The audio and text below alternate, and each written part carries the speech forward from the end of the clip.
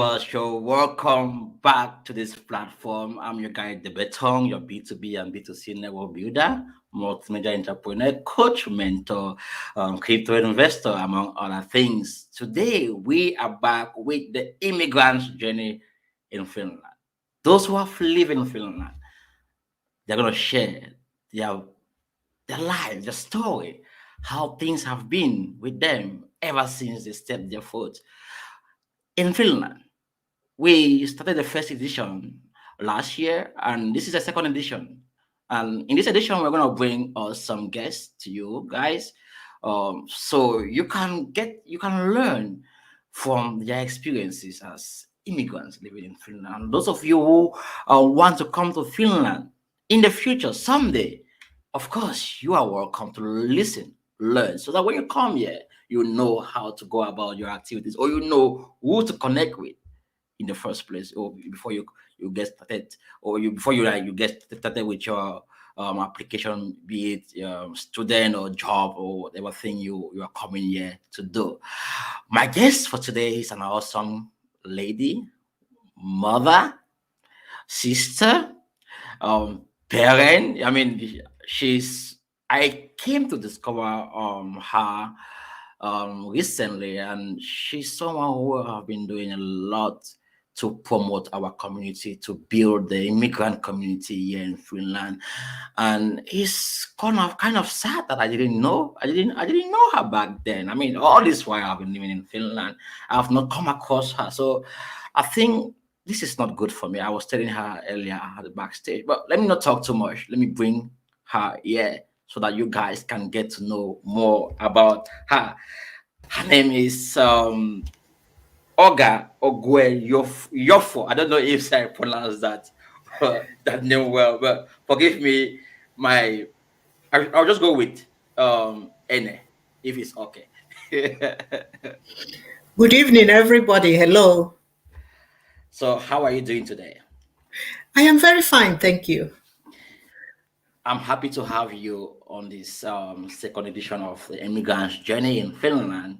And here we share our experiences as immigrants in Finland, uh, challenges also. And the purpose for this program is to tell our unique stories so we can get to understand what people have gone through in this community and how they manage to go about the activities here, and so that people out there might get to learn and also to network with the community. So once more, you're welcome to this platform. Thank you. For a start, I would love you give a brief intro of who you are and what you do. Thank you very much. So my name actually is Ogechukwu. You can call me Oge. And I was born in Nigeria. I came to Finland 36 years ago. And it's been a while. Like he said, I am a mother, and I also am a grandmother. I'm actually a grandmother of two, and the third one is arriving in 2 weeks' time. So I will have 3 grandchildren. So I came to Finland in 1985 to study education in Helsinki University. And I got my master's degree in 1995. Actually, sorry, 1991.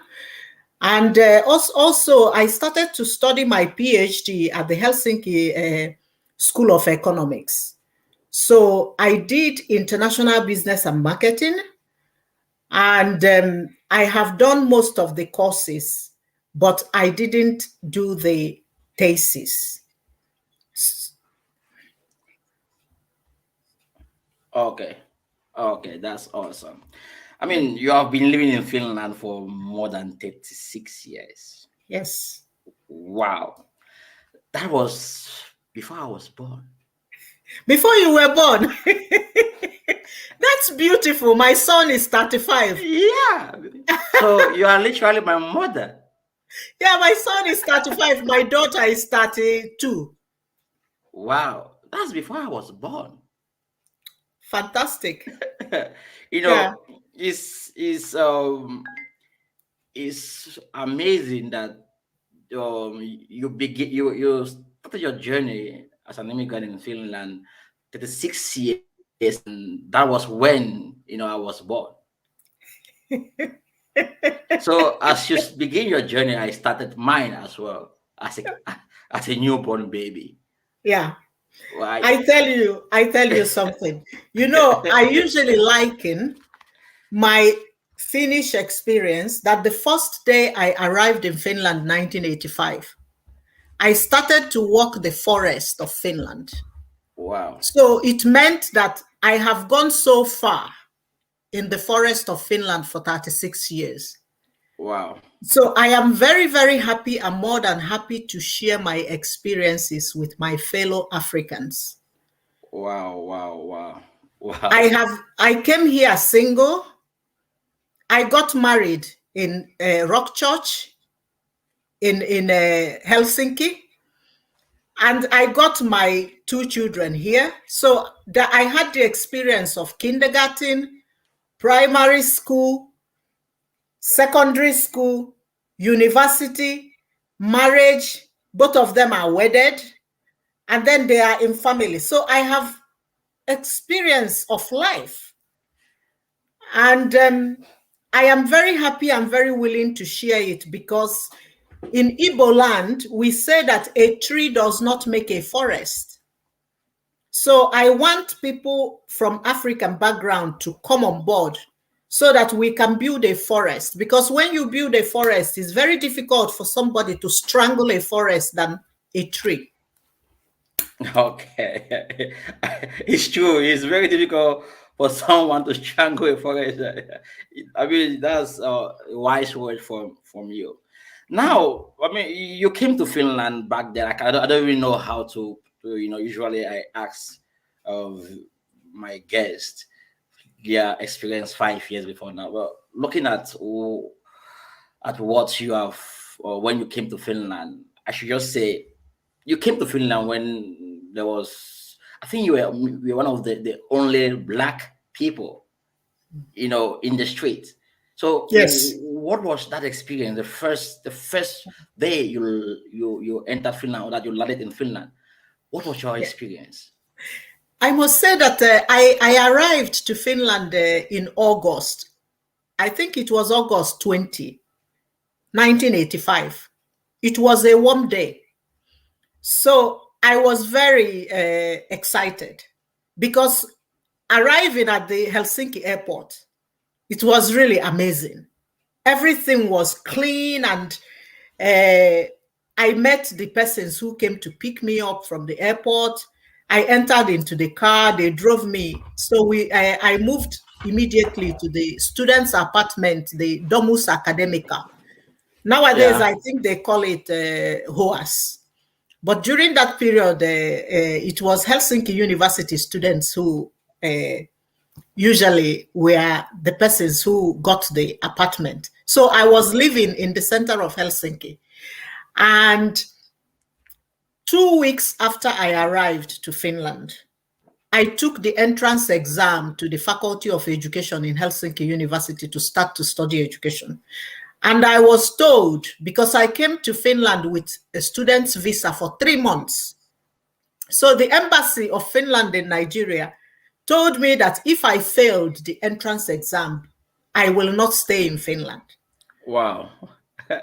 So I took the entrance 2 weeks after I arrived. And I tell you, the books, I didn't find the books they recommended for the entrance exams in Nigeria. So I had to sleep in the library when I arrived to read the book so I can pass the examination. So I passed the exam. So then I got the status of studying. Wow. Wow. So um you came from directly from which country to I came Nigeria? So directly sorry, from Nigeria, from Nigeria. Lagos, Okay, Lagos Lagos. Airport. Yes. So the first 6 months, how was the weather like? Did you at one Yeah. point wanted to go back? Like, I'm going back to my country.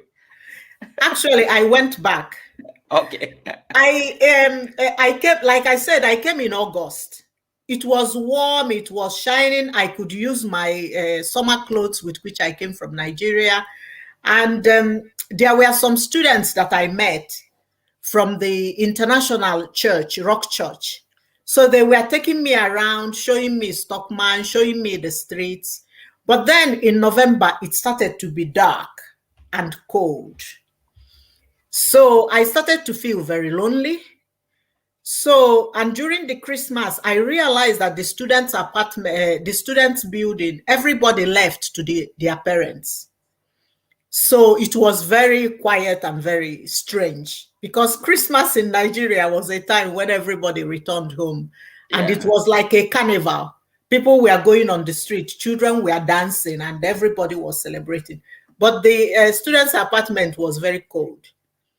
So I didn't understand. And then near the students' apartment in Domus, Lepason Katu, there was this Hiatalate burial ground. So Yeah. I saw people putting candles in the burial ground. So there were so many candles in the burial ground. And you know, coming from Nigeria, we are afraid of burial grounds. So, so I was very scared that I was living close to burial ground. You're gonna see a ghost somewhere. Yes. And then people were putting candles and celebrating. So it was really a very big conflict for me. So Yeah. in February, I decided that I have to go back to Nigeria because I had a terrible culture shock. So I went to Nigeria for 1 month and then I came back. It helped me to then settle down. Wow, wow, wow.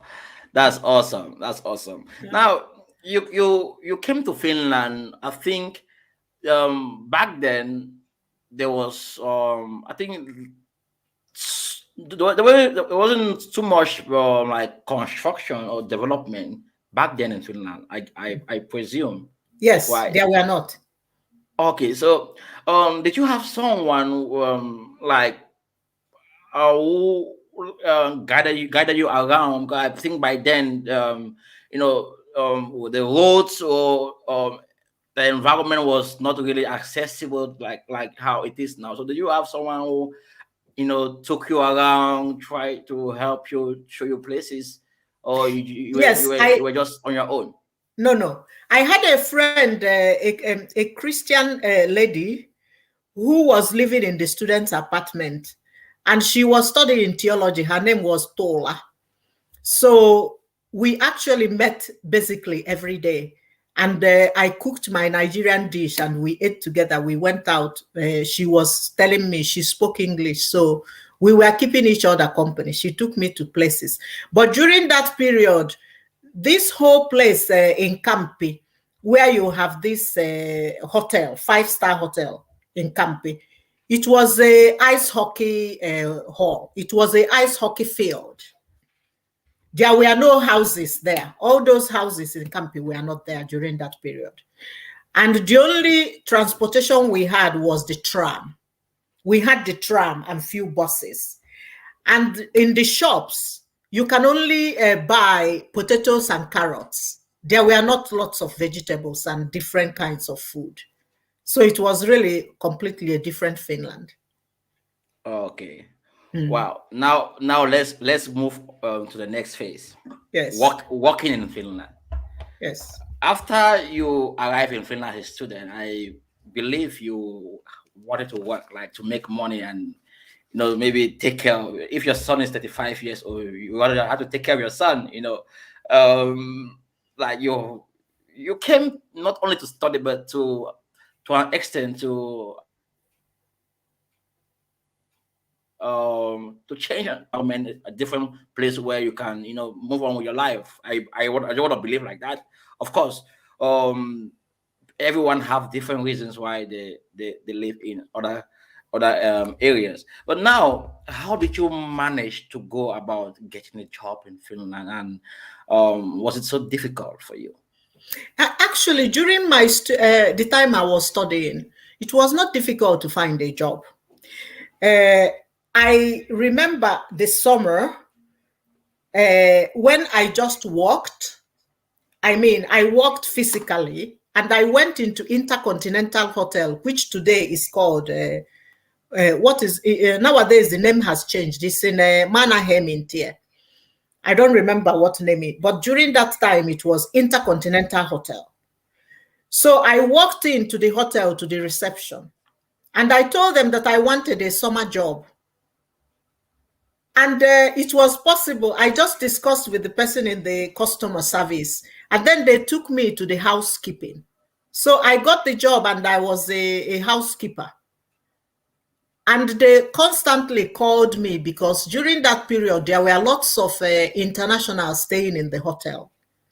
Okay. So they had lots of Russian people, Americans, British people stayed there, and they needed somebody who spoke English. So constantly I was working there, and I tell you, I was very excited because I did the job very fast, and it was when you cleaned 2 rooms, it was calculated for 1 hour.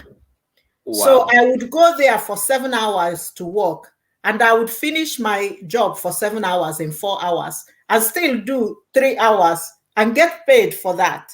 Wow. And the food, we were allowed to pay a little money to eat the food from the Intercontinental Hotel.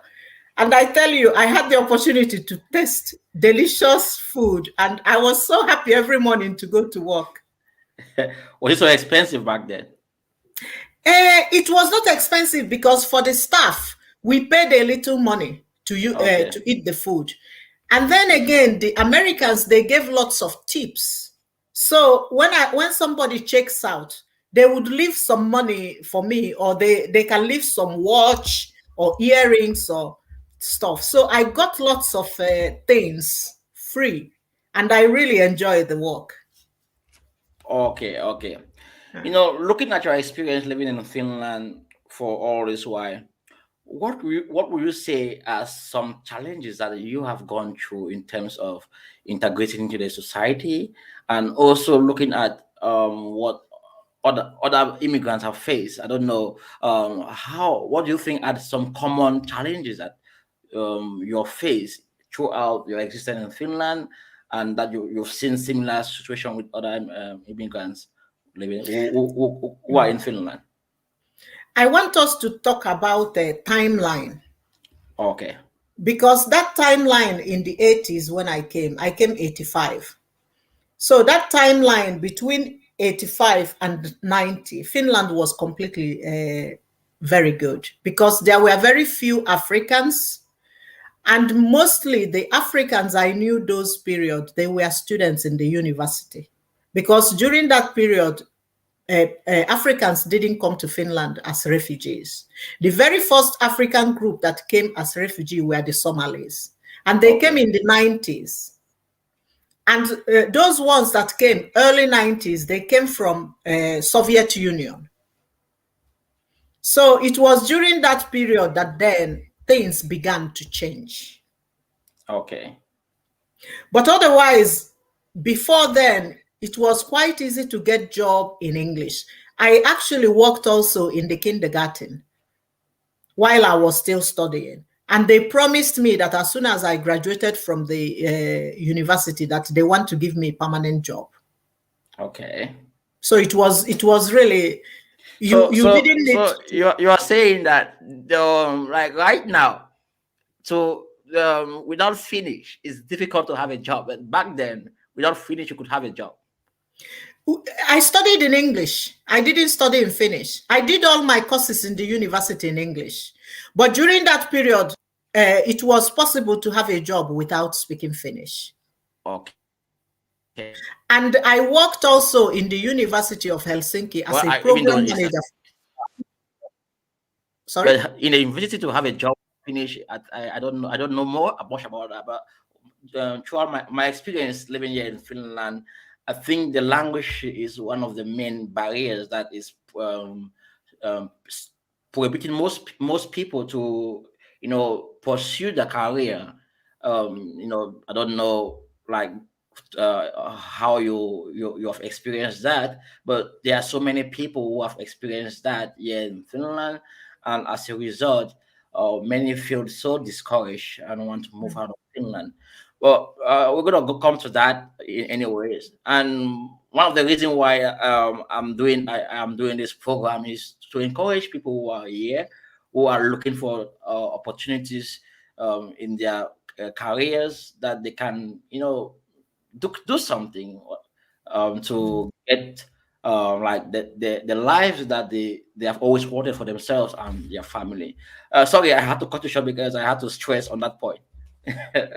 Yes. So the point is this, like I said, timeline.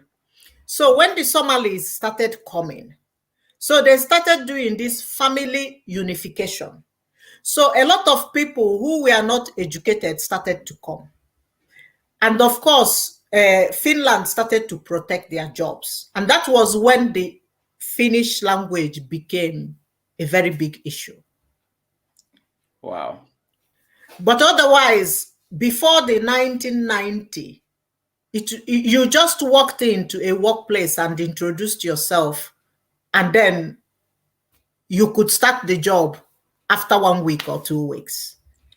So, why do you think they have to make it difficult with the language? Well, the thing is that, of course, they want to protect the jobs for the Finns themselves, because one thing you have to know is that the Finnish job market is very limited. It's very small, because Finland has a population of 5 point something million. So you are talking of a very small job market. Okay. And then, of course, everybody is highly educated. The higher institutions have turned out a lot of graduates that they cannot use. So in order to make it difficult for they want to make it difficult for immigrants, because they want Finns to get the jobs first. But the thing is also, sorry?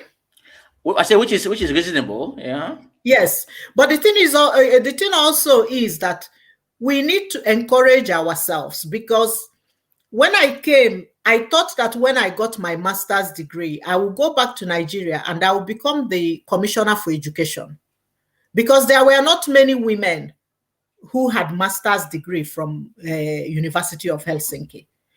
So in that sense, my education was in English. But then when finally my children were born, so my whole plan changed, because I realized that I cannot take my children away from the same education I came to have. Okay. So then it becomes very important to integrate, learn the culture, learn the language, so that you can then continue your career. Okay. Okay. So you have been a member of so many organizations, I believe. But there's one organization you mentioned. Is it Afro foreign Africa in Finland. Africa in Finland. Yes. So can you like elaborate more about this, or like what you guys do in this organization? Yeah, the main reason behind Africa in Finland was because I have always worked in the area of multiculturalism. When I was working I worked in the university, adult education center of the university, to train Finnish teachers to know how to receive Somali and immigrant students in their classes. So I have been working throughout my career in Finland of over 25 years with immigrants, doing anti-racist curriculum, Wow. doing multicultural art methods to teach different cultures.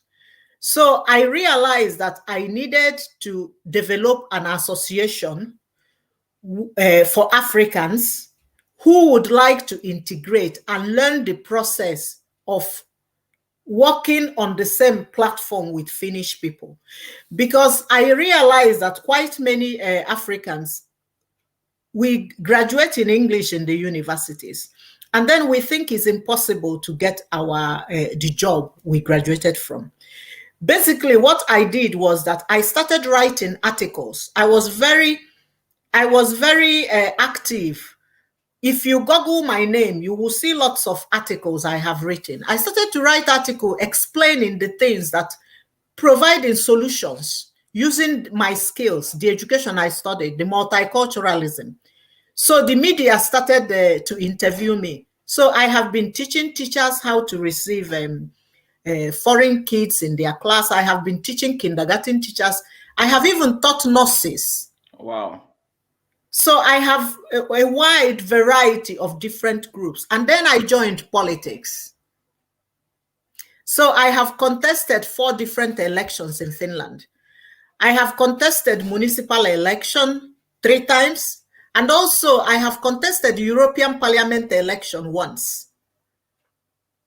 Wow. So I have also been one of the main persons who started Africa Civic Society, where we brought all the different representatives of African countries, and we wanted to do a little bit of AU in Finland. But it got so difficult because everybody wanted power, and then there was struggle, so we couldn't make it. So I have been in different associations, but now this Africa in Finland, I envisaged it. I started it because when I was still working with the culture department of the city of Helsinki, I wanted some kind of a group that will be reflecting, telling me what is happening in the society, so that I will be planning the events in the Helsinki city, so that we can solve the challenge of that. So that was actually the reason I started with some special Africans, professional Africans, and Finns, this Africa in Finland. Wow. Wow. Hello, viewers. You say you are joining us right now. I'm with Ogechukwu Eneh, a Nigerian who came to Finland back then in 1985. And ever since then, she's been living in Finland, having a family. She's a mother, she's a grandmom, and I think she's a coach and mentor, someone we need to hang on to. If say you want to learn a lot about Finland, the history of Finland, the history of migration in Finland, and more to that, how we can come together as foreigners to do business with each other, help each other, uplift each other. We're going to talk more about that soon. So guys, keep your questions coming. If say you have any question as we go about the conversation, you are free to ask the question. I can see you guys. Teresa Viola is there. Elizabeth Etao is there. They have posed some questions. I'm going to come to the questions afterward. After I pose this question to Mommy Eneh. So there are in Finland. I know this. I can speak about this because I know I've been living in Finland for almost a decade now, and I know that Finland has systematic racism to an extent that most Finns practice it. There are some Finns who don't have that mindset. They want to integrate. They want to see every foreigner integrate, be it Africa, India, Asians, regardless of where you come from. They just want everyone to have equal right. But there are some things who are in government, who are CEOs, who have companies, who have decided that they won't allow or they won't integrate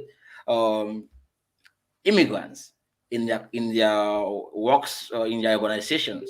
So why do you think most companies or organizations are bent to, or like the governments, most governments, also government policies, they say at times that the government wants to help, but the laws that the governments that the government pass, regulations, doesn't favor internationals in general. So what do you think are the root causes of this, and how can internationals in Finland work together to bridge this gap? This, because of course there's a way, there should be a way, and the person who can give us the solution to that, to an extent, I think is you. Or not like solution, but of course, what you think some possible ways we as immigrants can go about this here in Finland. You see, what you have described is true today. But you see, what I want to tell you is that is again in different level. There are some employers that would like to employ a talented immigrant, but the employer is afraid that the workplace, the staff in the work, will not like it, because for one reason or the other, the Finnish people have a lot of stereotypes against Black people. Okay. Because they have never colonized, but instead the Finns were colonized twice. They were colonized by Sweden, they were colonized by Russia. So somehow there is a brokenness of the identity. So somehow they don't know, the Finns have not learned how to be beside the Black community.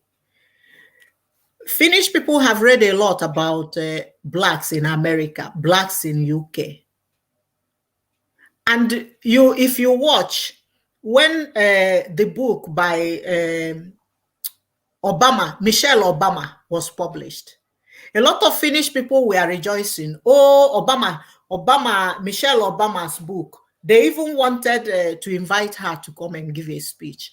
And during that period, I wrote in my social media handle, I said that everybody is praising Michelle Obama because she lives in the US. If she moves to live in Finland, they will treat her the same way they treat me and you. Wow. It's just the fact that they have not learned how to know that Black people are intelligent. And then because of the fear, then they hide under the language. The language is not the issue, because even when you speak the language, it's not a savior. They will still find another problem.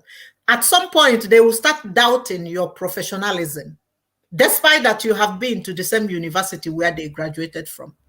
So the only solution to this, in Finland, we have very good law. The laws are good. And with Finland joining the EU, they are bound to be transparent. So what we need to do is come together. I know that also Lincoln Kaiwa, who is also, yes, Lincoln is very professional.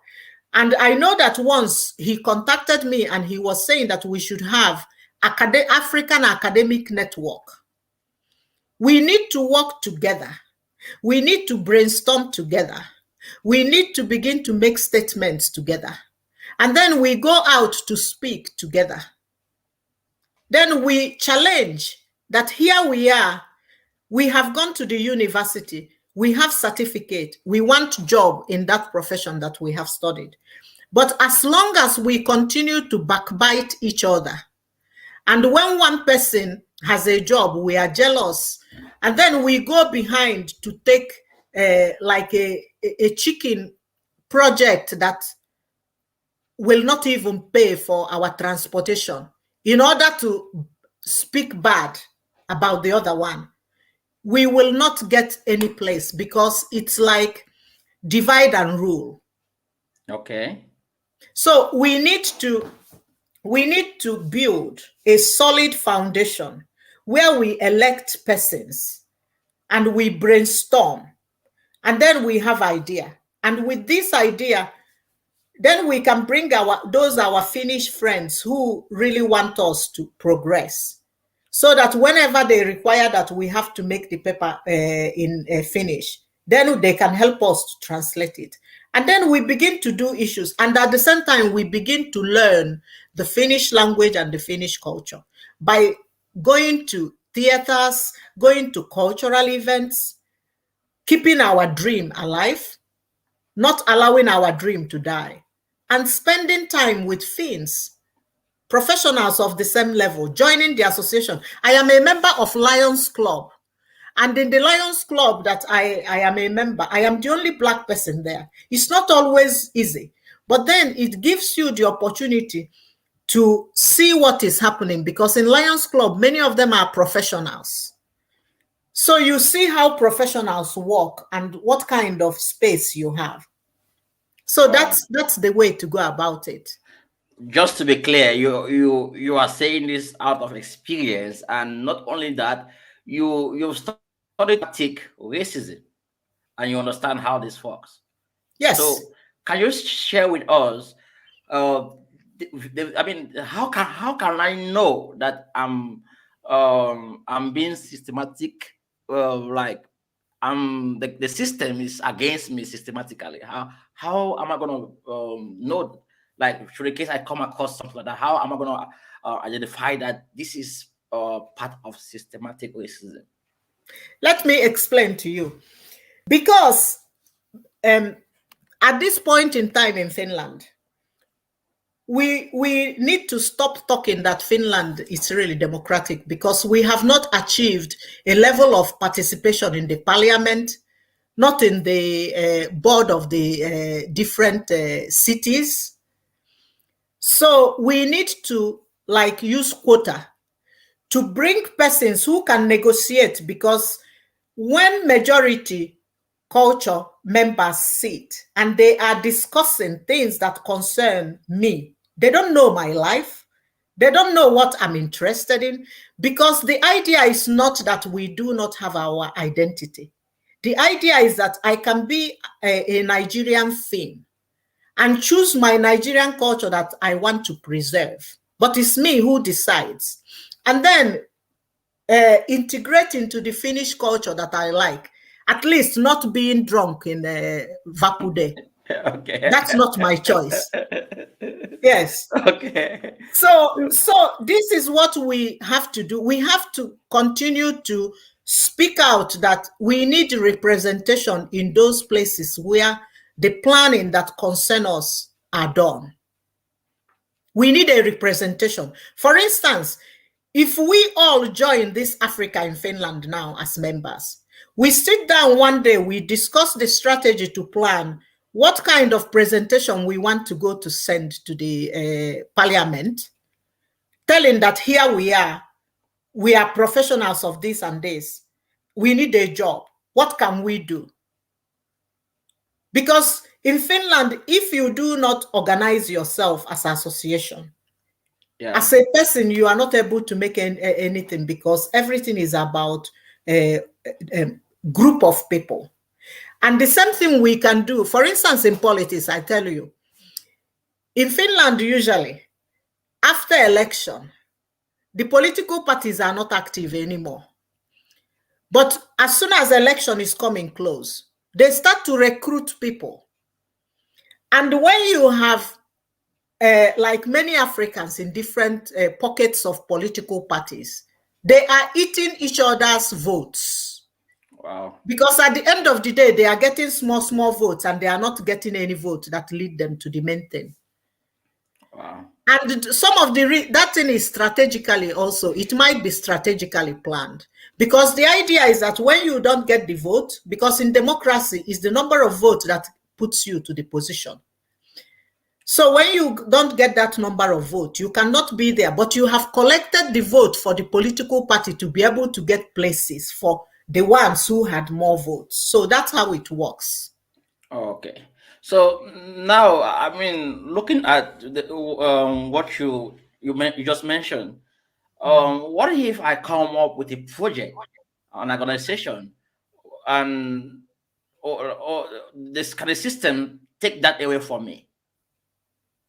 Can they maybe, let's say right now you start an organization like this organization that you're talking about? Is it possible for the system to be in charge based on your experience? The thing is that when you have an association, still, it doesn't mean that you will get the money, because you have to apply for the money. And different foundations and different organizations that give money for the integration of immigrants, they have their tools, criteria. So you have to still be able to prove and fit your project into those criterias. And if you put it there, of course, when you submit it, know also that there might be 300 applications for probably a little sum of money. But the point is that we need to just believe in what we are doing. We do it systematically. It's like building a house slowly. And even if our generation doesn't reach there, the next generation reaches there. Because I tell you, if Martin Luther King didn't do the Civil Rights Act in the US, Obama wouldn't have been the president. And if you calculate from the time, how many years it lasted before Obama was there. So, but many of us are in a hurry. We don't want to get integrated. We want to just make money. Even they are in a hurry. They don't go to vote during an election. And some of us are also thinking that, oh, if I put my vote for her, then she will go forward better than me. But it doesn't work like that. Okay. You mentioned the reason why I asked this question is that I know that if say you have an organization which is like really pushing things forward that is gonna be like against the system, they can at one point shut most of the funding. No. At one point. No? No, they will not. Okay, that's what I wanted to be sure. Finns are very good. Finns are very good. Actually, when I went to politics for the first time in 2008, it wasn't me who went. They came for me. Finns want to hear your opinion because they want to build a democracy. But the thing is that you have to also be diplomatic. So, but sometimes, of course, you can be aggressive, but not all the time. Okay, now let's get some questions. Guys, thanks so much for being with us so far. I can see Dr. Teresa Bilola, Elizabeth Eta, Penrela, Mua Bate, Christine Elizabeth Eta, Sam Foga. Now I have the first question is from Teresa Bilola. She says, you mentioned that you found a necessity to learn the language and to integrate. What does it mean to be integrated? Okay. Thank you very much, Teresa, for your question. You see, because you have children, it's very important for the children to be able to learn the language and be on the same level with their mates in school, so that also they will be gender equally competent when they go to work. And for your children to integrate, it means that we, the parents, okay, in my situation, my children brought their friends, Finnish friends, home. They slept in my home. And when they came and they slept, I have to learn to make macaroni latico. I have to cook the kind of food that they can eat. I have to listen to what they are speaking, so that I will make sure that my children are still following the right values. And as long as you have children in Finland, it's very, very important for us to go out there and meet the mothers of the same age mates as our children and learn from them and understand how they bring up their own children in Finnish, and at the same time keep our own culture, so that when our children then grow and go to university, they will be able to compete for the same job as their Finnish counterparts.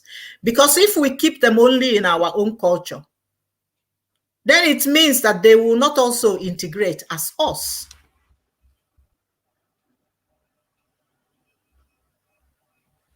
I don't know if I answered your question, Teresa. Teresa, I don't know if she answered your question, but you're gonna be the one to comment if say she did answer your question. Teresa, Dr. Elizabeth Eta says, "Hi, Debeton. Hi, again. Thanks for sharing your story. It's really interesting that finding a job and working in English in Finland in the 80s was easier than now." Perila says, "You say you teach teachers on how to welcome immigrants. Do you think it has helped them so far? And what can you say to those who do not have that proper orientation before coming to Finland?" Mm. Yeah, I did. I published a lot of articles about, actually, I published article how to be multilingual and bilingual for the National Agency for Education in the 80s.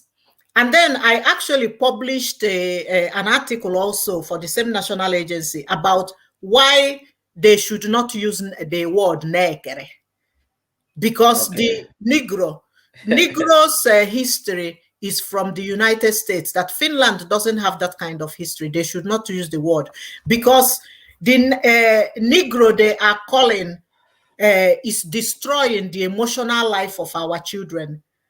Because when we were not here, the black people were not in Finland. You can find the Negro in their textbooks because they were talking about black people who lived in America or in Africa.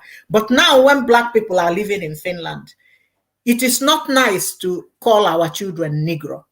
So these are the things I was teaching to teachers. I actually, the university, when I was working at the university as a program manager, University of Helsinki Adult Education Center, they sent me to Manchester University to learn about multiculturalism in Manchester, because Manchester had more of Pakistanis doctors and Indian doctors in those universities. So I learned the concepts of multiculturalism and how to receive a child who is different in the class.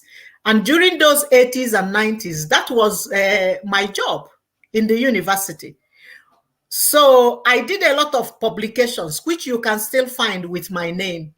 So, but Ogechukwu is not there. What you will write on Google is Ogechukwu Eneh, because Ogechukwu is my maiden name. I use it on Facebook because I want to meet my classmates who are in the diaspora.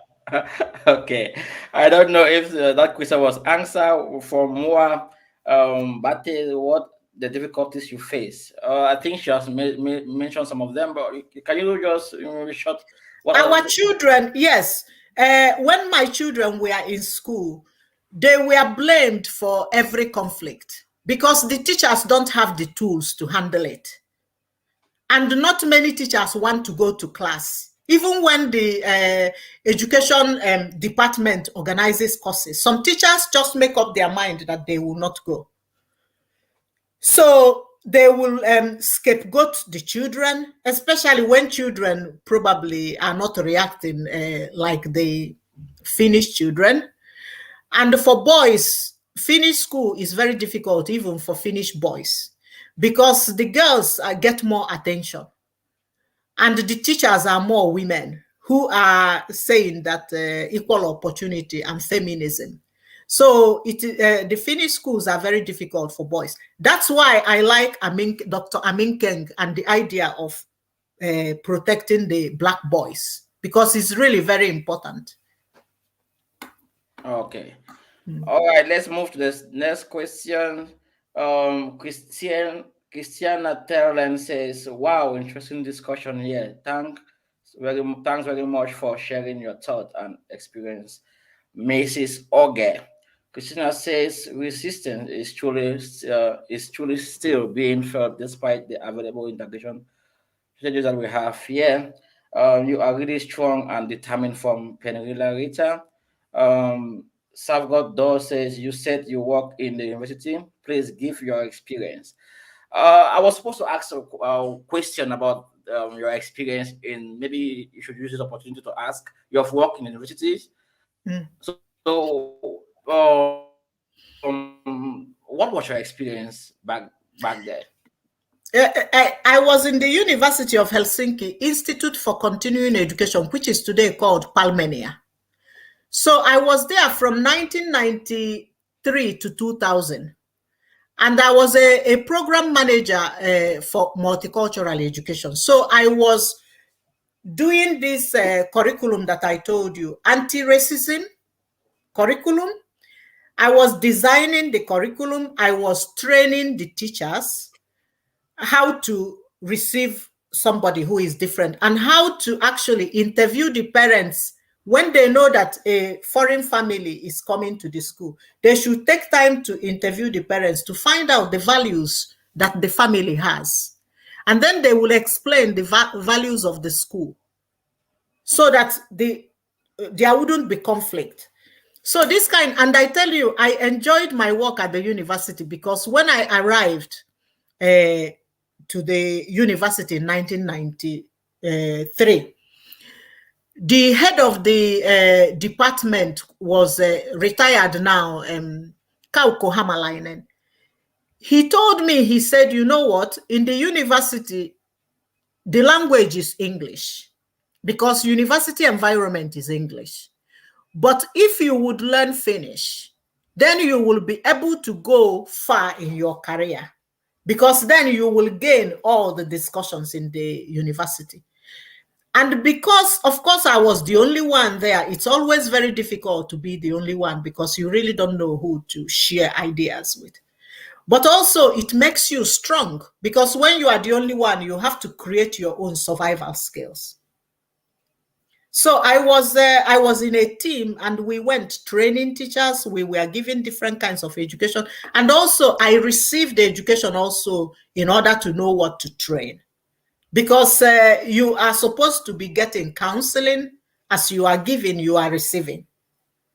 So that is basically, but what I will advise is that when we organize ourselves, because like I said, one tree does not make a forest.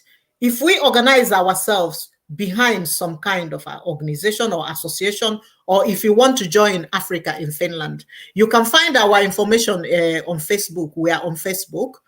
So if you join, we will begin to have seminars, courses, where we will be having different kinds of experiences and sharing our experiences so that we can sort of encourage one another and learn.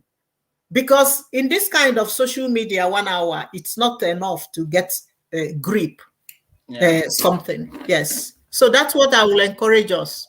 Yeah, this takes me to my next question before I go to the comments again. I've realized or I've witnessed so many PhD students, professionals who are in Finland, leaving Finland to other countries. I mean, most of them are left their jobs, or most of them retired, or sorry,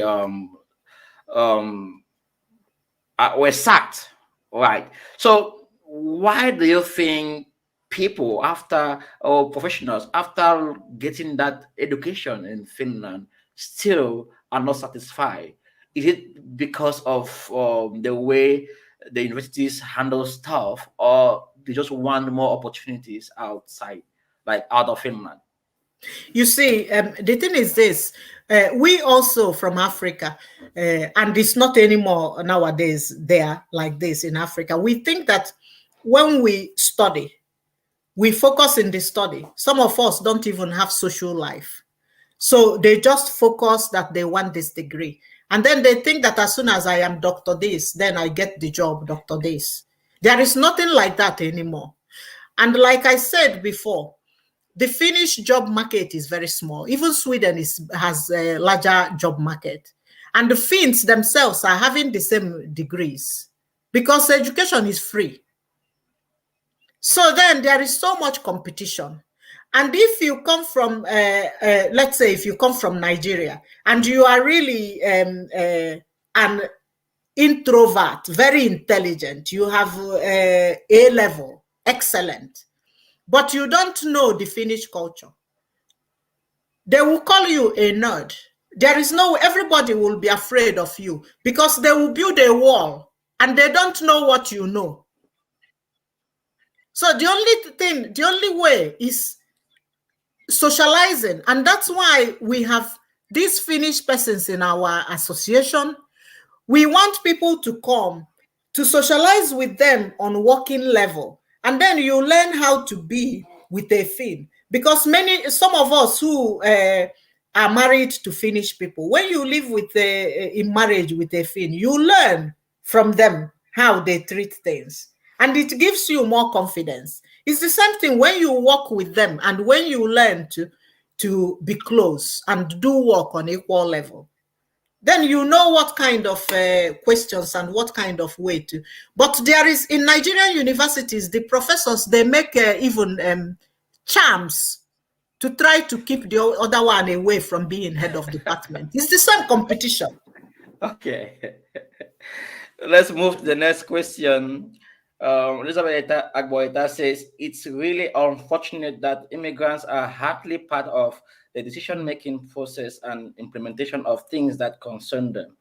And that is also very visible in academic. I read today about the academics at risk project at the University of Togo, and like always, the panelists for their upcoming event are those working with the academics at risk and not the academics at risk themselves, immigrants. Can you comment on that? I agree with her. I agree with her completely. And I know the point you are making. You see, it is only us who will put somebody there and support them. It's the same thing in politics. When we go there, okay, I am in Kokomus, and then Kokomus will tell you that we have Tasarvo, equal opportunity. But when I sit there in the meeting, they are speaking about gender equality, how Finnish women are in Porosi Ihtio, how Finnish women will be representing the parliament. But it's going over me. They are not speaking to me, even I'm sitting there, because they don't have me in the agenda.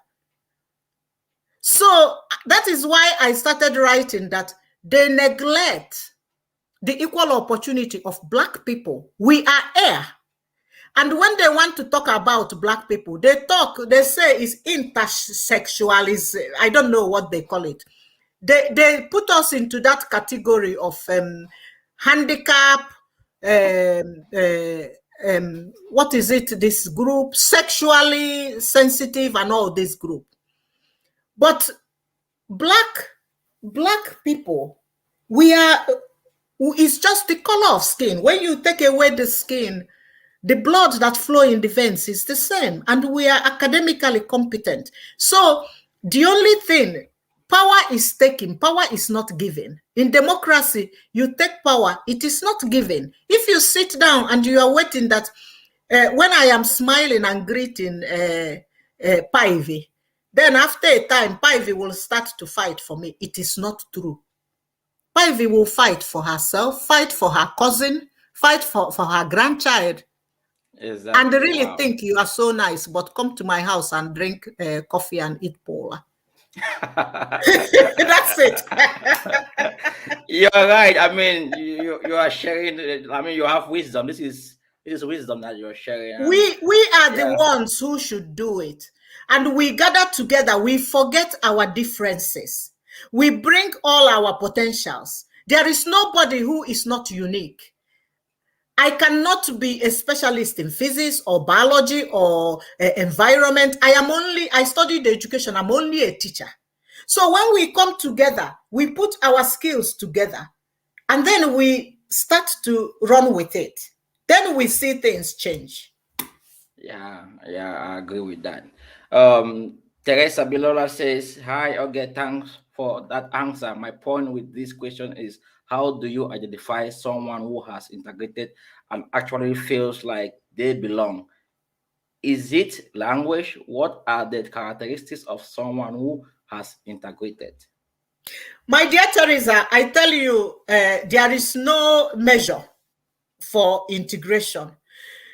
Actually, for me, I think that the more you try to learn, the more you are pushed to learn. It's just by, in every society, even back home, probably in Cameroon, some ethnic groups might try to prove that they are more powerful. We just have to train ourselves for resistance and get more information and then claim our rights. Because it's only us who can decide how far we want to integrate. There's no definition for integration. There is no level. Wow. There is no level. Everybody can choose. Of course, if you come to Finland as a refugee and you are under this humanitarian, it's different. But if you are here that because you want to have a better life, so then you have to also place yourself in the situation where we are in Africa. That after you graduate, you go for a job interview, and when you go there, somebody will be taken, and then you are competing. But we need to hear each other's stories and support each other. And then we begin to learn how to do it. And also another thing I know that many of our people don't read literature. We need to read. There are lots of stories that people who lived before us, generations, have published in diaspora life. We need to get into topics we are interested and begin to read. Nowadays, I listen to Chimamanda Adichie, the Nigerian writer. I listen to all these Nobel Prize. I listen to different Black women, especially from this TED Talks. Every day, I make sure I listen to very interesting topics because I am nowadays interested in women equal opportunity. Because women are the ones who bring up children. What about men equal opportunities? Amin Keng, that's why I have been chasing Dr. Amin Keng. I want to do cooperation with him because, women cannot achieve equal opportunity without men. Because then our people sometimes misplace feminism. Feminism is not when a woman is aggressive towards the husband. It's not. And also, some of us think that I will smile for a man to give me money or buy me clothes. But at the same time, I will say, I will make you food. All women should get competent and be independent financially. All men competent and independent. And if you want to share your bills, you can share your bills so that everybody knows that's how the world is. The world is not, we cannot live the way our grandparents or our parents lived. Get competent, get a job. Decide with your partner whether you buy food together or you buy it differently. But that's how it should be.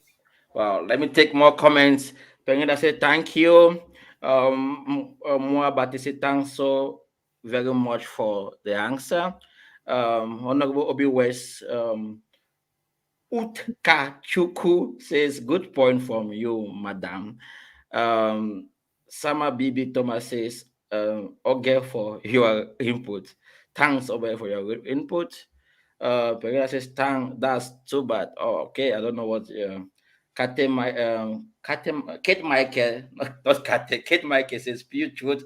God bless you, ma. I love your wisdom. Wow, guys, thanks so much for the comments. Thanks so much for joining us here. Please today. join Africa in Finland.